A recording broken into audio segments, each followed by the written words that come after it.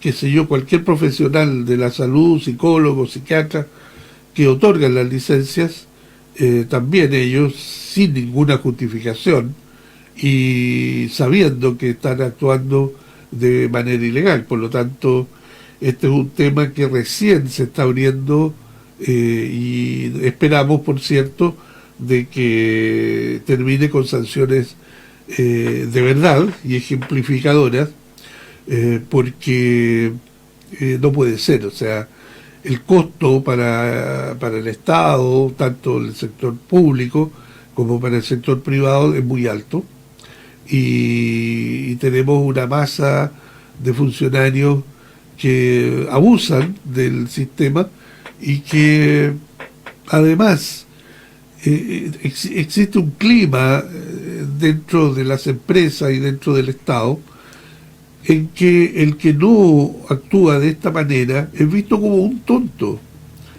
O sea, los funcionarios que usan y abusan del sistema de licencias médicas quedan como funcionarios como inteligentes, como personas que la saben hacer, como se dice vulgarmente. Y en cambio el funcionario que ha trabajado durante toda su vida, que no ha hecho uso ni abuso de las licencias médicas, es visto como un funcionario tonto, porque no hace uso y abuso de la licencia médica.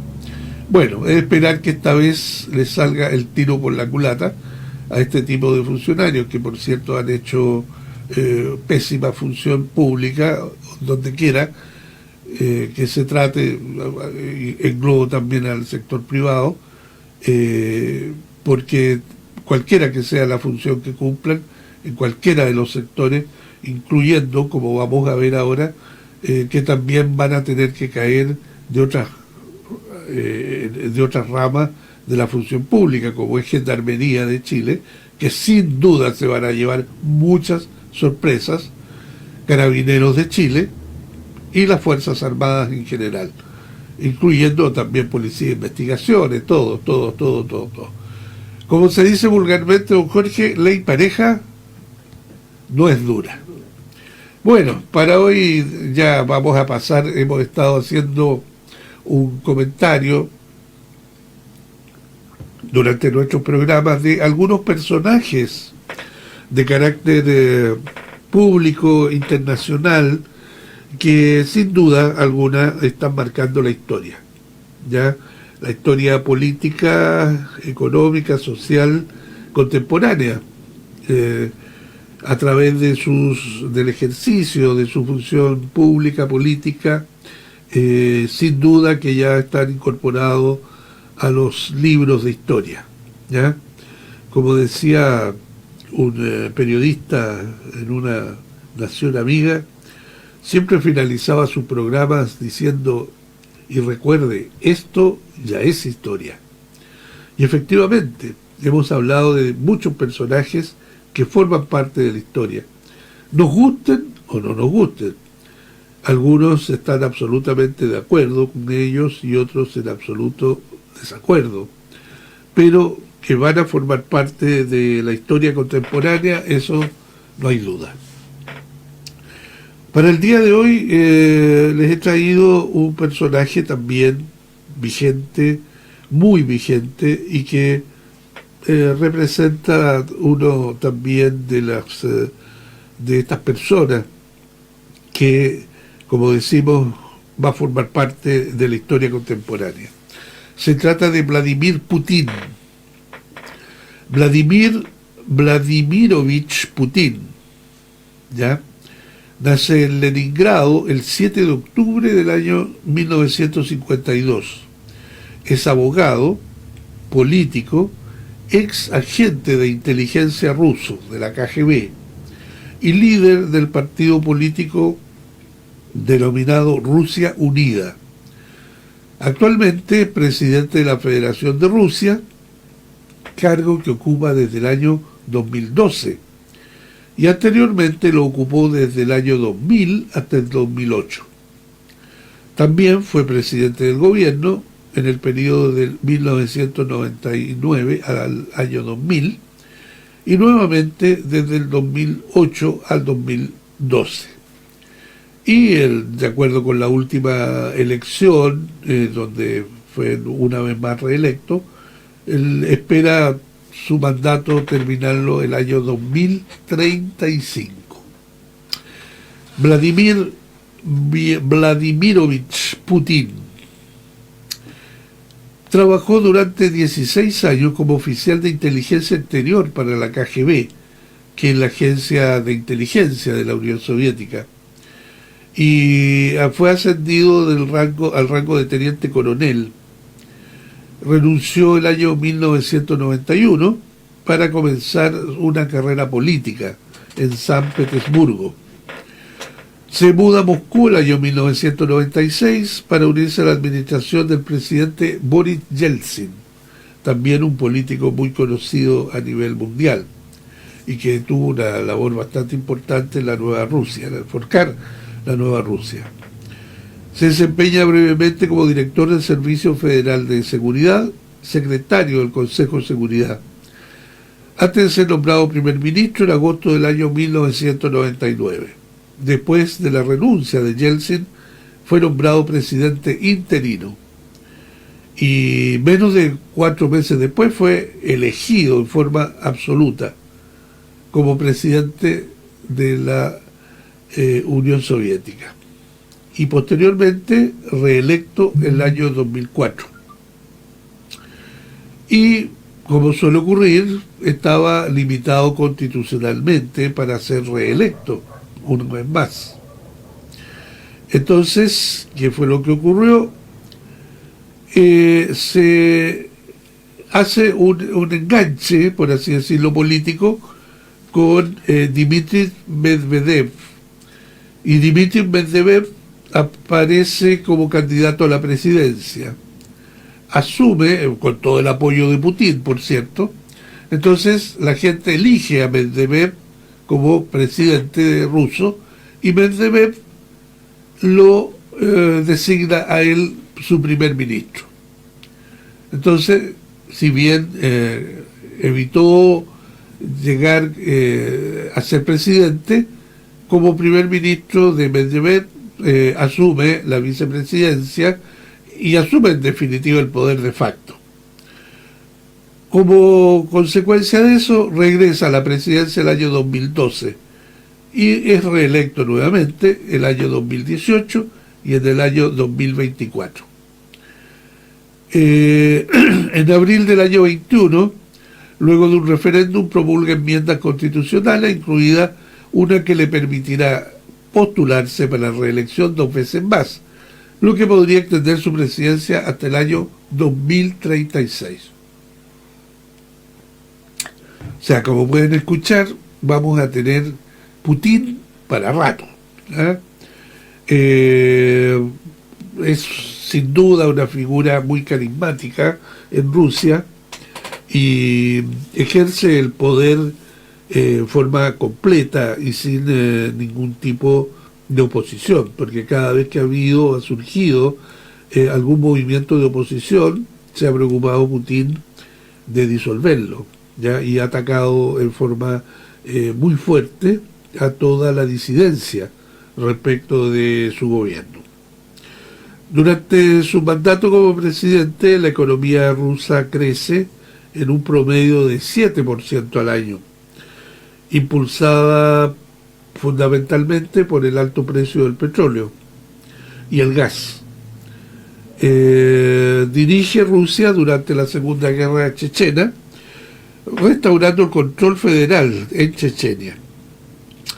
Recordemos que eso fue el primer propósito militar de Putin y volvió a reincorporar a Chechenia a la Federación Rusa.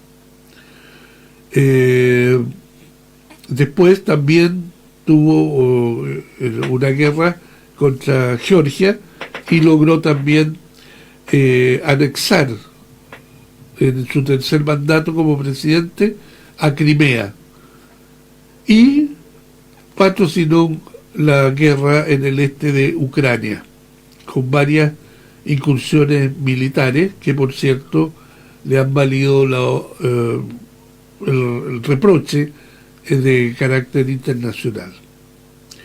Durante su cuarto mandato le tocó el problema de la pandemia y del COVID-19. Y además preside una concentración militar en la frontera con Ucrania. Y el año 22, en febrero, ordena invadir Ucrania a través de lo que denominó la Operación Militar Especial en Ucrania. La condena y el aislamiento de la comunidad internacional, así como la ampliación de las sanciones, conllevó que a fines del año 2022, una contracción de la economía en el país de entre un 2,5 y un 3% del PIB y una inflación del 12%. Datos macroeconómicos que, por cierto, perjudicaron su desempeño en la presidencia. Y el 17 de marzo del año 2023, la Corte Penal Internacional emitió una orden de detención en contra de Putin bajo la acusación de crímenes de guerra durante el conflicto con Ucrania. De más está decir, por cierto, que Putin no reconoce ningún tipo de legalidad a la Corte Penal Internacional. Entonces, no se ha cumplido la orden de detención internacional y Putin desconoce que esta Corte tenga siquiera algún tipo de poder como para dictar estas órdenes de detención. Ahora, este es un tema que sin duda ha implicado un golpe político a nivel internacional. Los analistas internacionales y los políticos indican que Rusia, sin duda, que ha sufrido un retroceso democrático y un claro giro hacia el totalitarismo. Además, se critica en la parte interna de que Rusia tiene un alto nivel de corrupción y sin duda que también se han violado los derechos humanos de varios grupos poblacionales y además las denominadas minorías sexuales LGBTQ+, no tienen ningún tipo de reconocimiento en Rusia. O sea, el gobierno ruso, encabezado por Putin, ha hecho una persecución muy fuerte de las minorías sexuales. Y además, encarcelamiento y represión de opositores políticos, intimidación y represión a los medios independientes de comunicación y falta, por cierto, de elecciones de carácter libre y democrática para el pueblo ruso. Bueno, una de las cosas que también se sabe dentro de la faceta laboral de Putin es que fue miembro de la KGB, que era el equipo ruso de inteligencia Rusia. En 1975 Putin se une a la KGB y después de su formación trabaja en la segunda Dirección General de Contrainteligencia y luego es transferido al primer alto directorio, donde supervisa extranjeros y funcionarios consulares en Leningrado. En septiembre del 84 Putin fue enviado a Moscú para continuar su formación en el Instituto Bandera Roja de Yuri Andropov, y del 85 al 1990 sirvió en Dresde, Alemania Oriental, usando una identidad encubierta como traductor. Bueno, vale decir que en la infancia Putin se preocupa y maneja a la perfección el idioma alemán, lo que le valió en su carrera política y especialmente la KGB, le valió mucho por los cargos políticos y por los cargos de espionaje como miembro de la KGB que tuvo que desarrollar. porque el hecho de manejar el idioma alemán como prácticamente segunda lengua natural le valió mucho para infiltrarse en toda el área de influencia alemana. Recordemos que, por cierto, también le tocó participar en una Alemania dividida. Putin y sus colegas se vieron reducidos, según indican, en las labores de inteligencia, fundamentalmente a recopilar recortes de prensa, contribuyendo a montañas de información que la misma KGB declaró después como inútil. Ahora, los biógrafos de Putin no hacen mención de esto, sino que señalan de que la minimización del trabajo que Putin hizo a nivel de inteligencia es también una estrategia para no señalar que era lo que efectivamente los trabajos de inteligencia que tenía que desarrollar Putin, sino que simplemente se dice de que eran labores menores y fundamentalmente de recopilación de antecedentes escritos derivados de la prensa, que después no llevaron a ninguna importancia. Bueno, la verdad es que también, imagínense, Putin es un personaje a nivel mundial respecto del cual existen muchos mitos. Nunca se va a saber exactamente qué es verdad o qué es mentira dentro de la historia de él, porque los sistemas del manejo de la comunicación en estos niveles es muy reducida, o se da a conocer simplemente aquello que se quiere dar a conocer, y no se va a dar a conocer aquello que no se quiere dar a conocer. O sea, nunca vamos a tener una versión muy transparente o una versión que se acerque a la realidad, sino que lo que se va a conocer por parte de nosotros, externo a lo que sucede en la parte interna, es aquello que el sistema político quiere dar a conocer o quiere que se sepa respecto, en este caso, de sus líderes. Según la biografía oficial de Putin, o sea, cuando hablamos de biografía oficial de Putin, estamos hablando de aquella que se quiere dar a conocer. La caída del muro de Berlín, que comenzó el 9 de noviembre del año 1989, guarda en los archivos del Centro Cultural Soviético, que fuera la Casa de la Amistad, y de la villa de la KGB en Dresde, para evitar que los manifestantes, incluidos los agentes de la KGB y la Stasi, los obtuvieran y los destruyeran. Luego se indica que supuestamente quemó solo los archivos de la KGB en unas pocas horas, pero guarda los archivos del Centro Cultural Soviético para las autoridades alemanas. Pero nada se dice sobre los criterios de selección durante esta quema. Por ejemplo, sobre archivos de la Stasi o sobre archivos de otras agencias de la República Democrática Alemana o de la Unión de Repúblicas Socialistas Soviéticas. Explica que muchos documentos se dejaron en Alemania solo porque el horno estalló, pero muchos documentos de la villa de la KGB se enviaron a Moscú. O sea, en ese periodo de la división de las Alemanias existía un sistema de espionaje y contraespionaje muy fuerte. Recordemos que esa era la época de la denominada Guerra Fría, en que estaba dividido el mundo en dos áreas.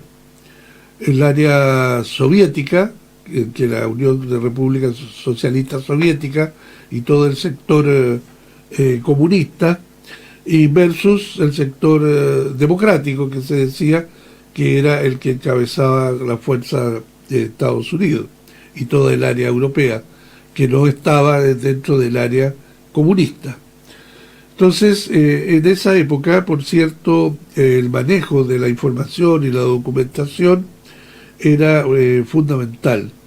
Y por lo que se indica, Putin jugó un rol importante en el manejo de información que debía o no debía haber sido conocida por diversos sectores, en este caso del sector del área comunista. Después del colapso del gobierno comunista de Alemania Oriental, Putin debía renunciar al servicio activo de la KGB debido a sospechas que surgieron sobre su lealtad durante la manifestación en Dresde y antes, aunque la KGB y el grupo de fuerzas soviéticas en Alemania todavía operaban en el este de Alemania. Regresa a Leningrado a principios de 1990 como miembro de las reservas activas, donde trabaja durante unos 3 meses con la sección de asuntos internacionales de la Universidad Estatal de Leningrado, reportando al vicerrector Yuri Molchanov, mientras trabajaba en su tesis doctoral. Hay un comentario también, porque más adelante, Putin se titula de abogado. Hay un profesor de la universidad que es muy amigo de él y que después pasa a ser, tiene un rol político importante. Su maestro y profesor llega a ser alcalde en Moscú y posteriormente lleva nuevamente a su alumno, lo acerca al poder. Por lo tanto, existe una amistad y un enlace con él. Pero se dice que Putin, cuando presenta su tesis doctoral, hay un plagio. Le descubren más de 15 páginas de su tesis que fueron plagiadas de un autor norteamericano y que ocupó sin citarlo como corresponde en un trabajo de tesis doctoral. Por lo tanto, se indica que su tesis doctoral habría sido plagiada. Bueno, ese es otro de los tantos misterios que rodean la personalidad de un personaje tan importante a nivel mundial como es Putin. En la carrera política vamos a hacer una breve mención del año 1990 al año 1996. En mayo de 90, Putin es nombrado asesor de asuntos internacionales del alcalde de Leningrado, Anatoly Sobchak. Putin renuncia a la KGB el año 91, luego del golpe contra Mikhail Gorbachev, ya que no estaba de acuerdo con lo sucedido y no quería ser parte de la inteligencia de la nueva administración. Según declaraciones de Putin, en 2018 y 2021 es posible que haya trabajado como taxista privado para ganar dinero extra o considerando ese trabajo. El 28 de junio del año 91 asume como titular de la Comisión de Relaciones Externas de la Alcaldía con la responsabilidad de promover relaciones internacionales y las inversiones extranjeras y registrar emprendimientos comerciales. Dentro de ese año, Putin fue investigado por el Consejo Legislativo de la ciudad dirigido por Marina Salgé. Se concluyó que había subestimado los precios y permitido la exportación de metales valorados en 93 millones a cambio de ayuda alimentaria extranjera que nunca llegó. Bueno, ahí tenemos un pequeño problema, primer problema para el pequeño Putin, que ya una vez más las nubes comienzan en su primer debut político, comienza de inmediato algo raro que se veía.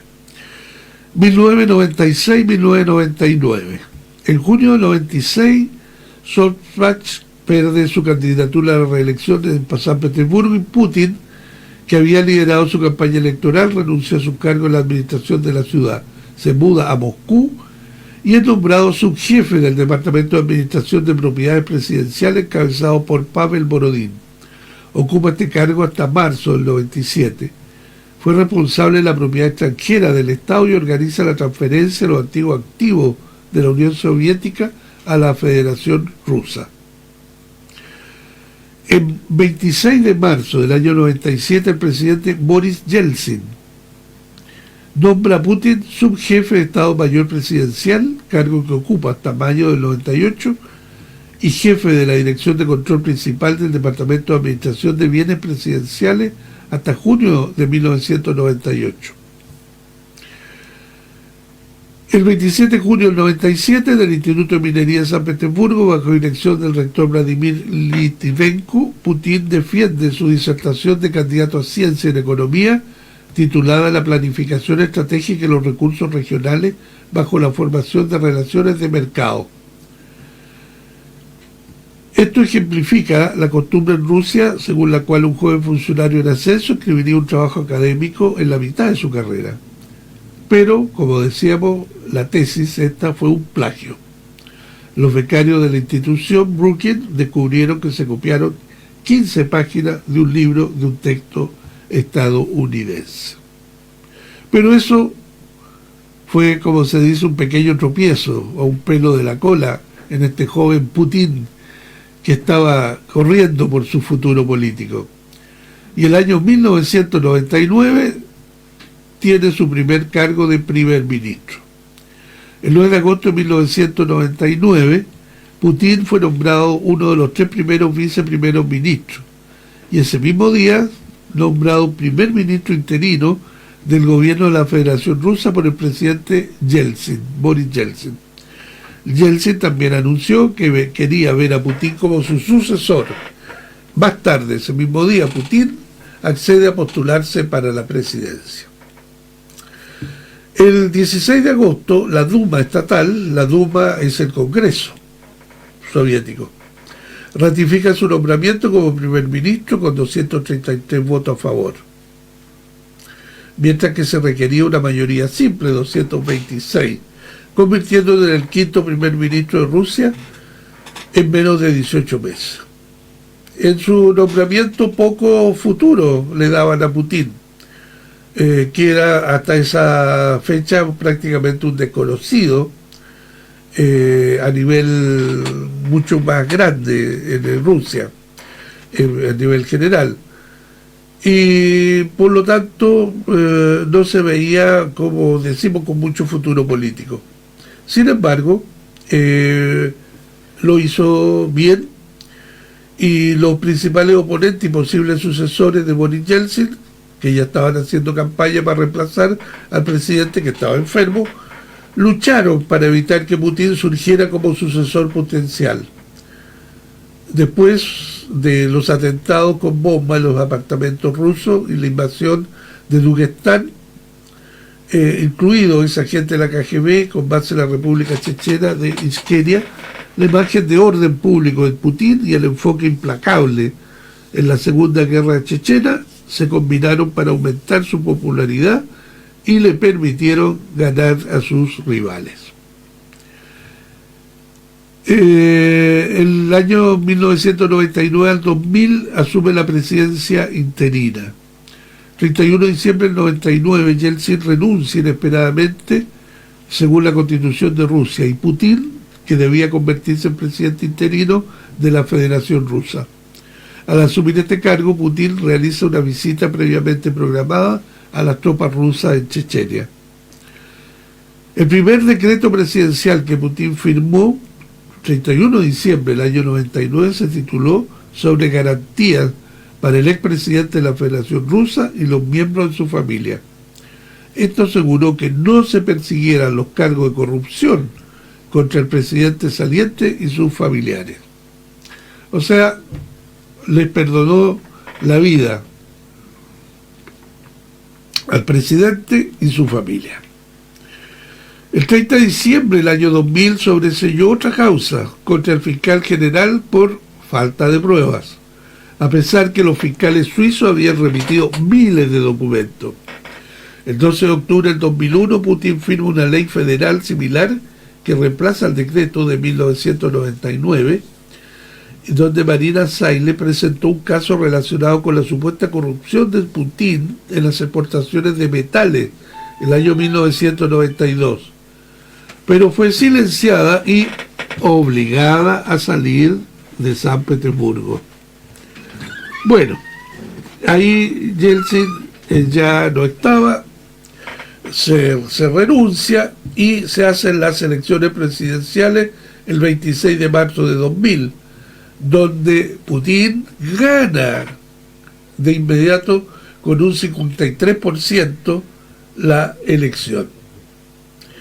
Ese es ya su primer mandato presidencial desde el año 2000 al 2004.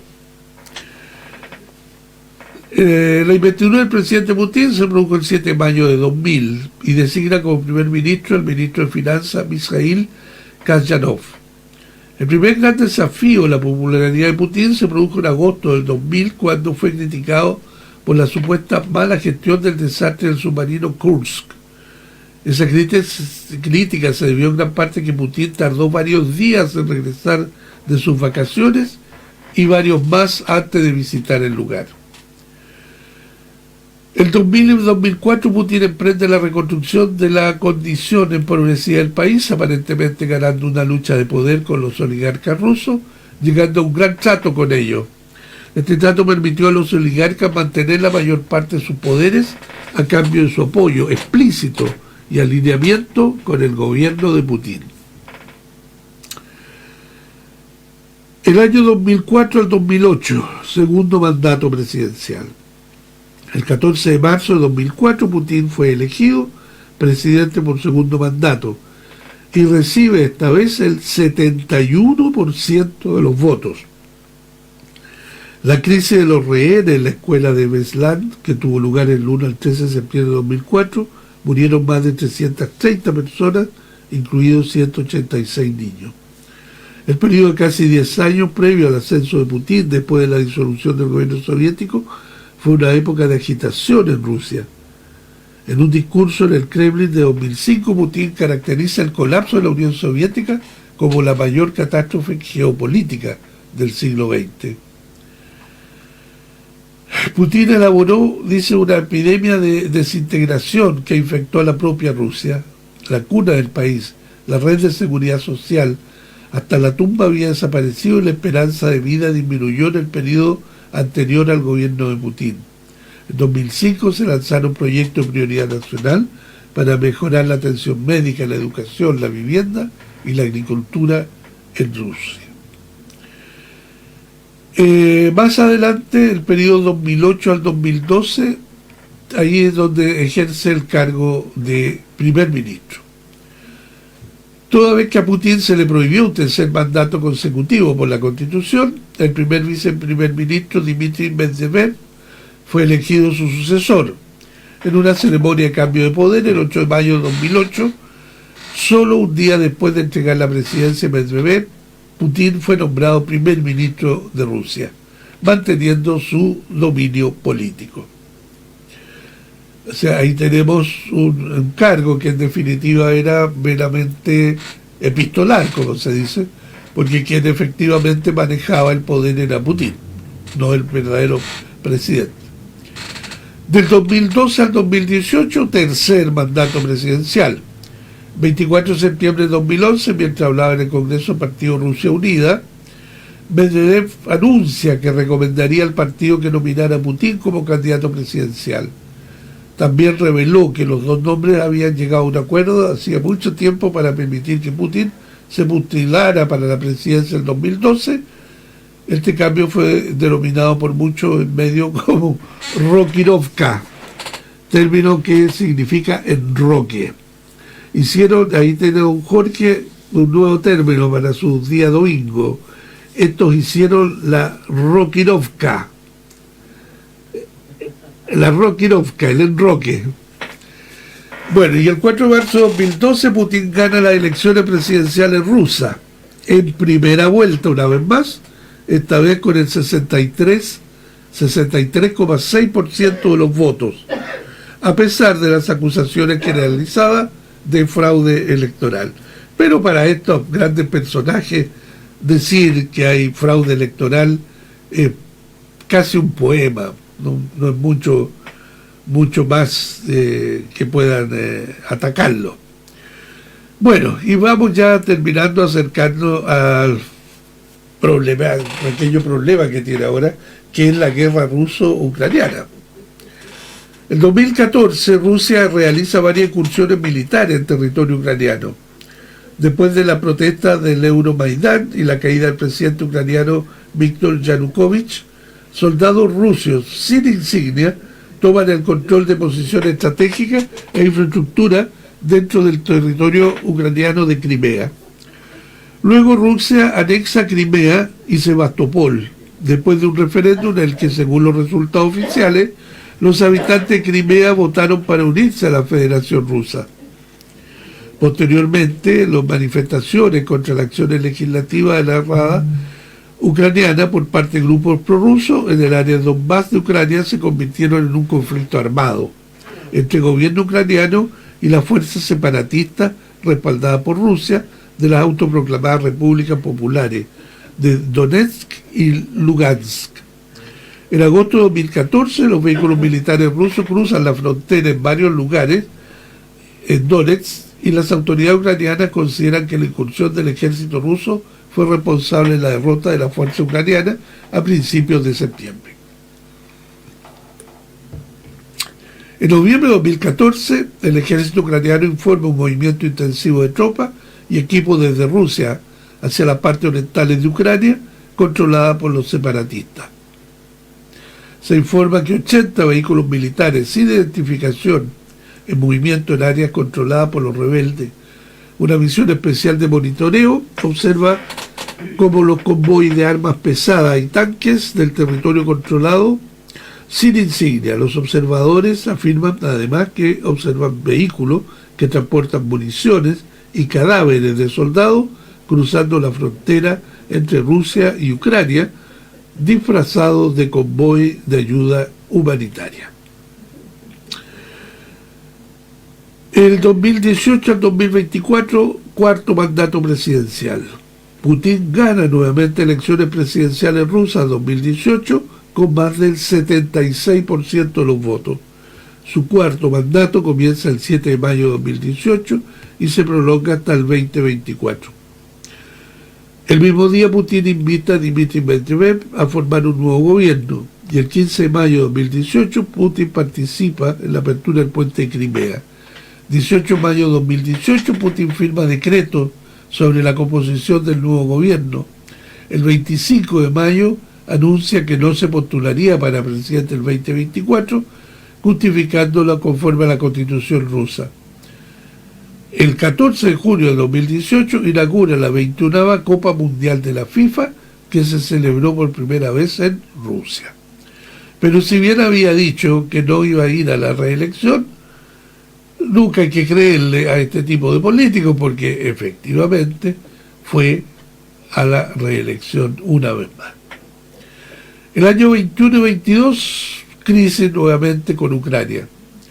En julio del 2021, Putin publicó un ensayo titulado sobre la unidad histórica de rusos y ucranianos, en el que afirma que los bielorrusos, los ucranianos y los rusos deberían formar parte de una nación panrusa, como parte del mundo ruso, y son un solo pueblo, al que las fuerzas que siempre han tratado de socavar nuestra unidad querían dividir y reinar. El ensayo niega la existencia de Ucrania como nación independiente.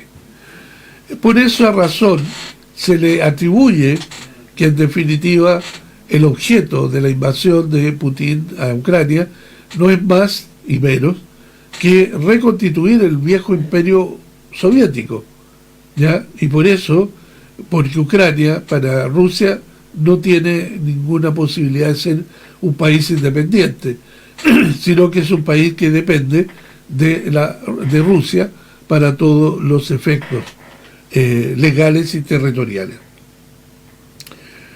El 24 de febrero, Putin anuncia en un discurso televisado una operación militar especial